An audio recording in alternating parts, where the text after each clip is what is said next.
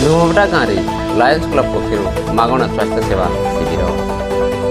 Belpada block ଧୁମବଟା ଗାଁର ଜଲିଆ ଛକ ନିକଟରେ ପାଟନାଗଡ଼ ଲାୟନ୍ସ କ୍ଲବ ପକ୍ଷରୁ ଏକ ମାଗଣା ସ୍ୱାସ୍ଥ୍ୟ ସେବା ଶିବିର ଅନୁଷ୍ଠିତ ହୋଇଯାଇଛି। ଏହି ଶିବିରରେ 500ରୁ ଉର୍ଦ୍ଧ୍ୱ ଲୋକ ପଞ୍ଜୀକରଣ କରି ନିଜର ସ୍ୱାସ୍ଥ୍ୟ ପରୀକ୍ଷା କରାଇଥିଲେ। ଅପହଞ୍ଚ ଗାଁରେ ସ୍ୱାସ୍ଥ୍ୟ ସେବା ଏହି କ୍ଲବର ଲକ୍ଷ୍ୟ ରହିଥିବା ବେଳେ ଉକ୍ତ ଶିବିରରେ ବିଭିନ୍ନ ବିଭାଗର ଡାକ୍ତରମାନେ ଉପସ୍ଥିତ ରହି ମାଗଣାରେ ଔଷଧ ବଣ୍ଟନ କରିଥିଲେ। ଗାଁରେ ଏମିତି ଶିବିର ଆୟୋଜନକୁ ନେଇ ଲୋକମାନେ ମଧ୍ୟ ବହୁତ ଖୁସି ଅନୁଭବ କରୁଥିଲେ ଏବଂ ବହୁ ସଂଖ୍ୟାରେ ଯୋଗଦାନ କରି ଡାକ୍ତରୀ ପରୀକ୍ଷା କରିଥିଲେ।